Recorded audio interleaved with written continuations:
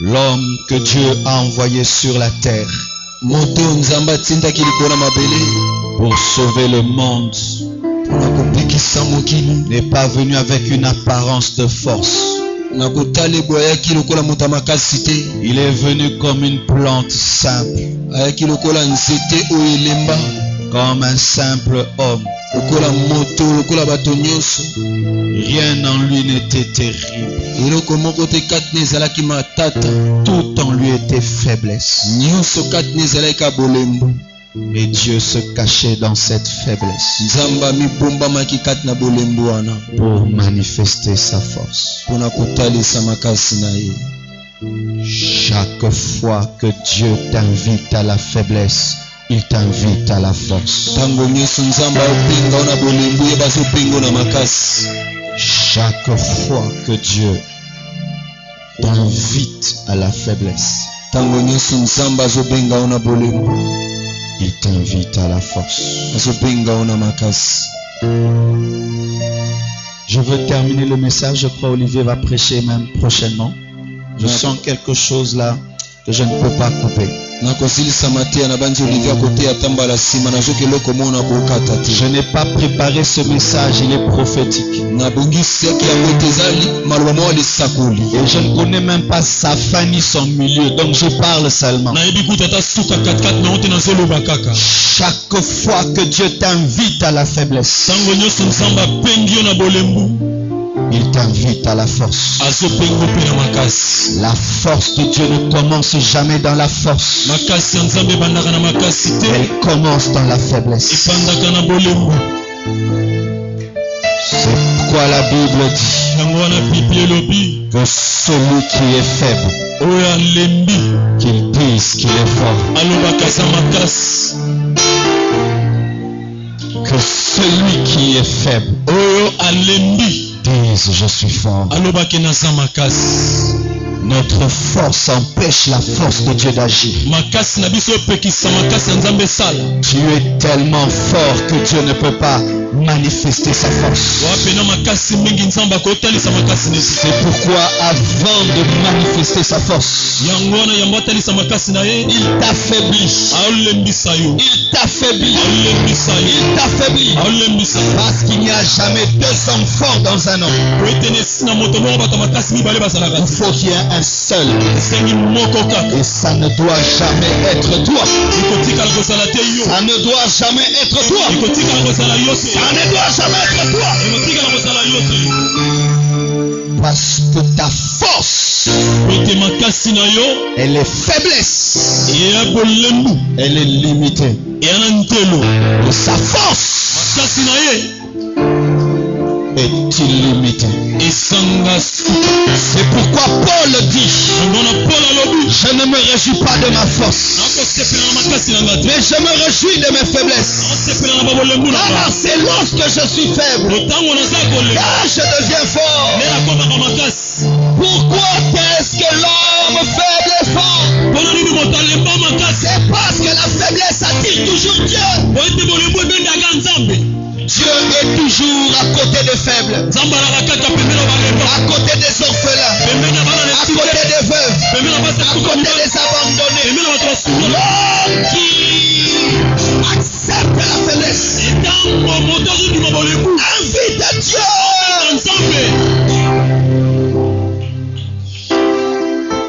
Kabara saga taba shagada mandaga sagada pa shasaraba sakayaba lambubu sagataka yakababa sondo. Il a apparu comme une faible plante. Mais c'est cette faible plante qui a porté les péchés du monde. C'est cette faible plante qui a porté les maladies du monde. C'est cette faible plante qui a porté tous les problèmes du monde. Si c'était une faible plante, comment est-ce qu'une faiblesse peut porter les problèmes du monde? C'est parce que dans cette faiblesse s'est cachée une force.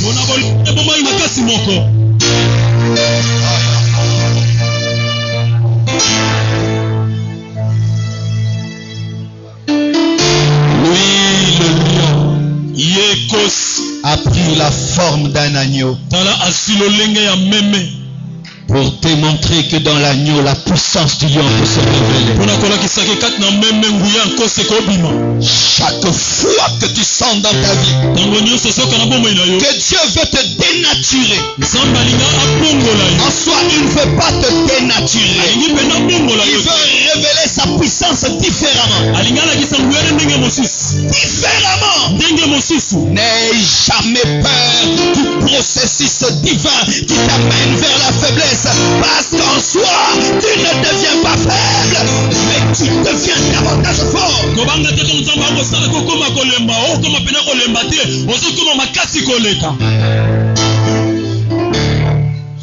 Ayabakaya, Karabasudu. Avant sa mort, il ne traversait pas les murs. Avant sa mort, il n'apparaissait pas partout. Avant sa mort, il n'avait pas un corps glorieux. Et lorsqu'il a accepté la faiblesse de la croix, il a accepté de mourir nu sur une croix. Le troisième jour, il est ressuscité avec un corps glorieux. Lorsque Dieu vient pour te tuer, en soi, il a déjà prévu ta résurrection.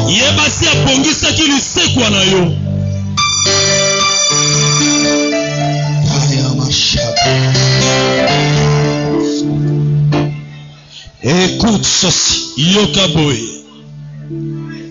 Ta force n'est pas ton corps. La force de ton corps est limitée. Et ton corps n'est que l'enveloppe. Ta force est ton esprit. Ta force est dans ton esprit. Mais maintenant, pour que la force qui est dans ton esprit sorte au dehors, il faut une faiblesse dans ton âme qu'on appelle l'humilité. C'est la faiblesse de l'âme qui permet à la force de l'esprit de sortir.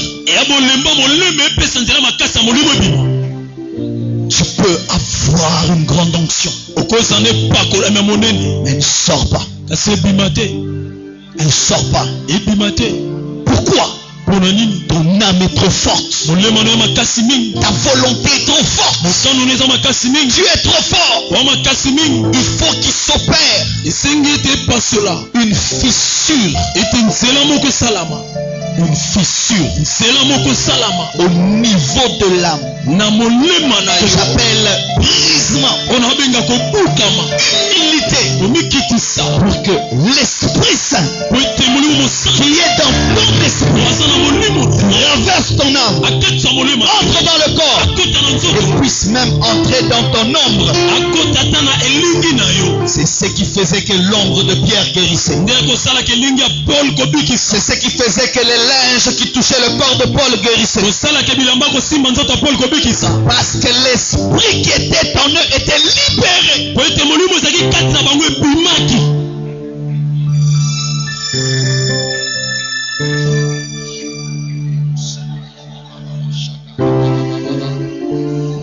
Je ne sais pas si tu sens ce que je sens.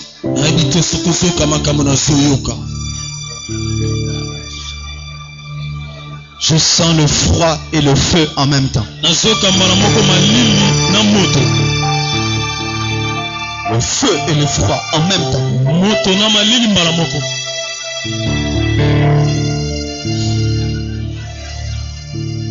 Et Dieu m'a enseigné ceci. Il m'a dit, Marcelo, je veux que tu deviennes un aigle. J'ai dit quoi, Seigneur? Et Dieu m'a fait asseoir. Et il m'a dit, je veux que tu commences à prêcher différemment. Je dis, je ne prêche pas bien. Il dit, tu prêches bien. Mais il y a trop ta force. Je veux maintenant que tu prêches avec ma force. Et il m'a dit, tu sais, tu prêches bien quand tu es fatigué. Mais quand tu es très fort, tu prêches trop fort avec la force de ton corps. Je veux t'affaiblir pour rendre tes prédications puissantes. Et il m'a dit, tu vois l'aigle, lorsqu'il veut monter, il utilise sa force. Mais quand il veut prendre la vitesse, il s'abandonne au vent. Et c'est le vent qui l'amène. Il ne fait plus d'effort. Le seul effort qu'il fait, c'est de garder ses ailes sur le vent. Et la seule chose que je te demande, c'est de poser ton esprit sur mon esprit. Laissez maintenant ton esprit monter avec mon esprit, descendre avec mon esprit. Et partout tu prêcheras ma parole, les gens sentiront ma présence. Pendant que tu prêcheras, mon onction sera là. Les choses que tu es en train de vivre, les sentir. Le Seigneur m'a dit ces choses. Et je dis, Seigneur, je ne prêcherai plus avec ma force. Je trop prêche avec ma force. Je trop prêche avec ma force. Je veux commencer à prêcher avec la puissance de l'esprit. Je n'ai pas besoin d'intelligence pour te convaincre. Je crois à des choses spirituelles qui se passent ici que toi-même tu ne comprends pas, mais tu comprendras à la maison.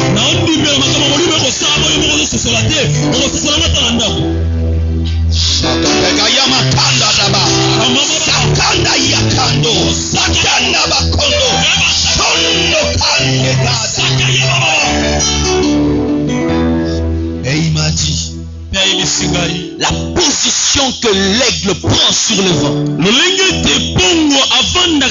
c'est la position de la crucifixion. La mort. En soi, l'aigle est mort lorsqu'il est sur le vent. Et c'est facile de diriger un mort, de l'amener où on veut.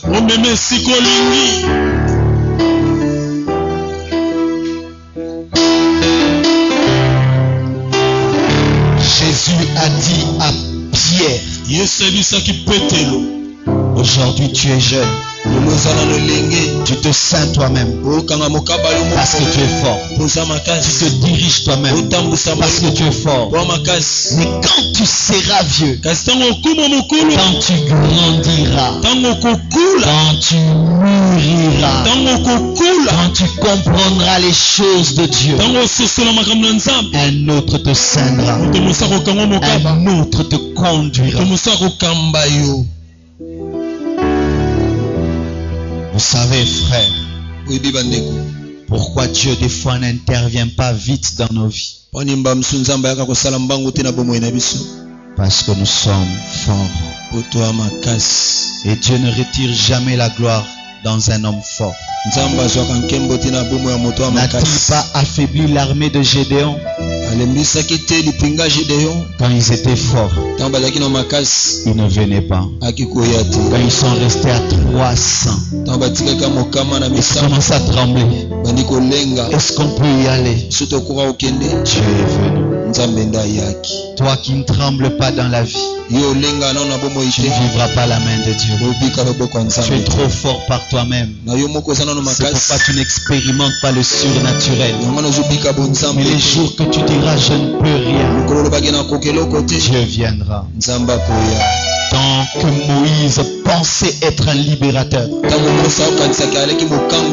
ne l'a pas utilisé. Mais quand il est devenu faible et qu'il disait, est-ce que moi je peux aller? Dieu a dit, je t'envoie maintenant. Car Dieu aime se cacher derrière les hommes morts.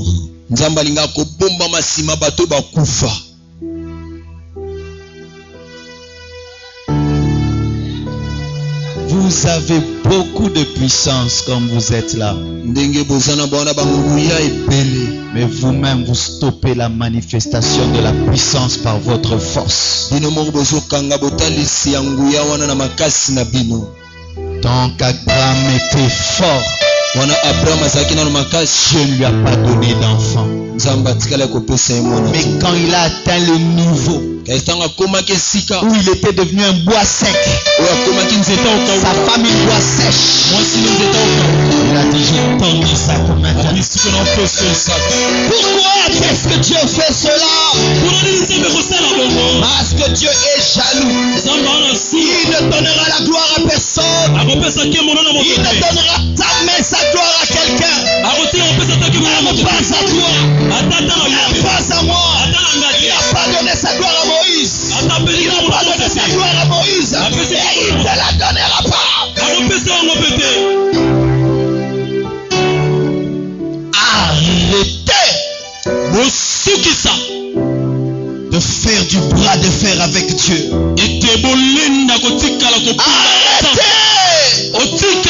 Arrêtez. Quand tu fais le bras de fer avec Dieu, accepte toujours de perdre. Seigneur, je ne suis pas intelligent. Seigneur, je ne connais pas. Aide-moi. Il s'est levé comme une faible plante. Mais Dieu lui a donné le nom qui est élevé au-dessus de toute autre nom. Dieu lui a donné le nom le plus élevé. Lorsqu'un homme se noie, c'est difficile de le sauver quand il est fort. Parce qu'il se débat. Il peut même t'amener à te noyer avec lui. Qu'est-ce qu'on fait souvent? On le regarde. Et quand on le regarde, il pense qu'on ne l'aime pas. Mais parce qu'il est dangereux quand il est fort. Et quand il boit l'eau, il s'évanouit. Il ne sait plus se battre. Le maître nageur entre. Le tient même par l'oreille ou par le col de l'habit. Et il le sauve. Celui qui précipite sa mort précipite sa résurrection. Plus vite tu décideras de mourir, plus vite Dieu te ressuscitera. Mais tant que tu t'accrocheras à la vie, la résurrection sera loin de toi. Il n'y a pas de chrétiens faibles. Il n'y a que des chrétiens trop forts pour manifester la puissance de Dieu.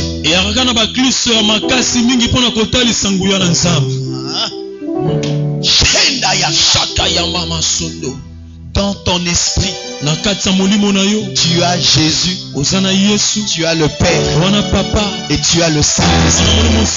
Mais comment est-ce que tu vis une vie sans puissance? C'est parce que tu es trop fort. Tant que la rose n'est pas écrasée, le parfum qui est caché ne sort jamais. Jamais. Il faut qu'elle accepte d'être écrasée, d'être déformée, d'avoir mal, pour que le parfum sorte. Tous ces beaux parfums que vous mettez sont des roses mortes.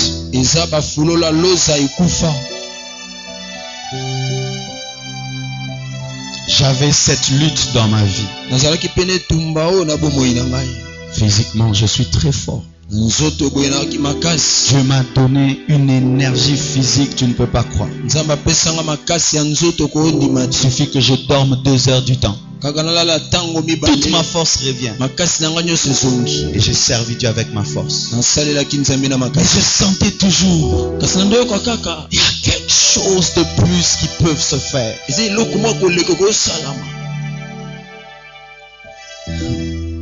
Et dernièrement, je suis allé à l'église Parole du Salut. Fatigué. Je ne pouvais pas compter sur cette force, elle n'était pas là. Marcelo était fatigué. Je me suis approché de la chair. Et j'ai dit, permettez-moi aujourd'hui de vous prêcher comme un homme faible. Je suis tellement fatigué.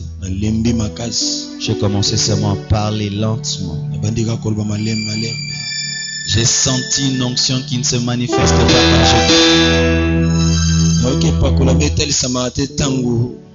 quand je crie. La gloire de Dieu est tombée dans cette église. Je suis sorti, j'ai laissé les gens sous la gloire de Dieu.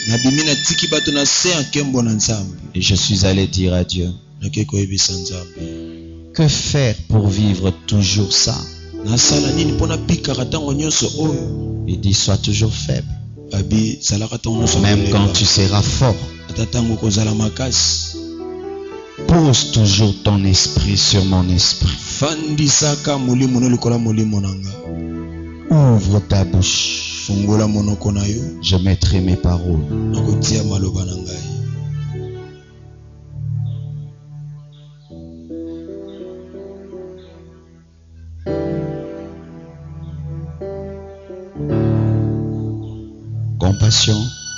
Compassion. Nous sommes en train d'entrer dans une autre dimension de la puissance de Dieu.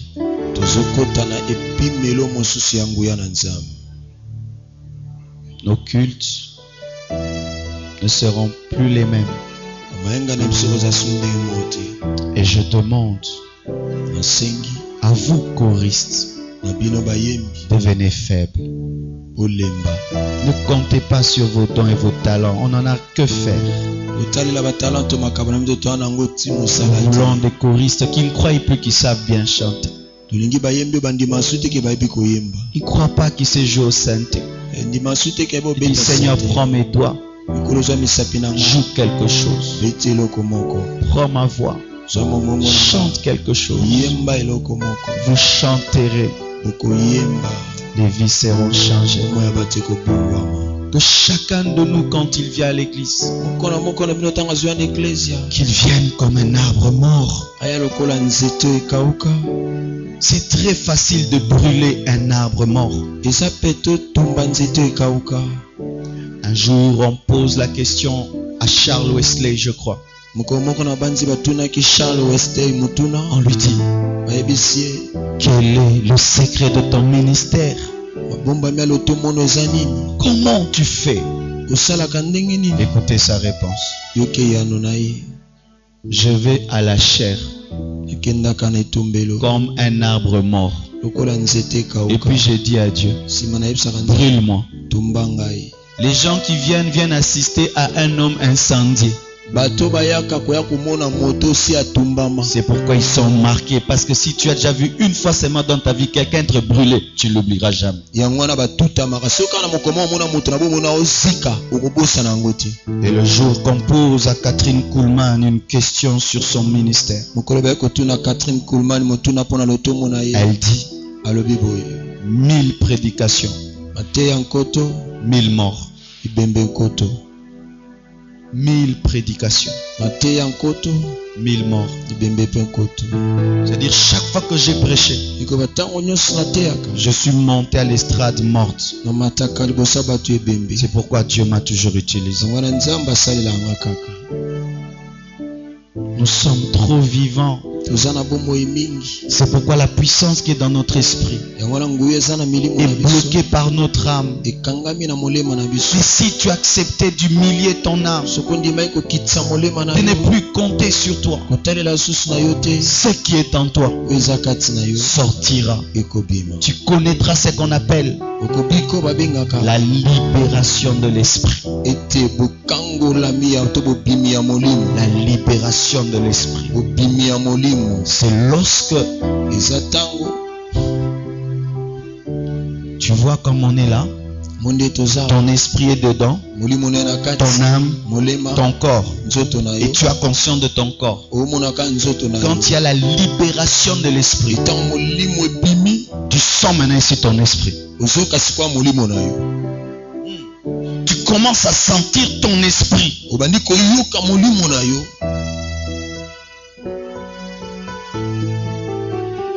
Maintenant, il y a des gens que Dieu va plonger dans cette dimension que je viens de prêcher.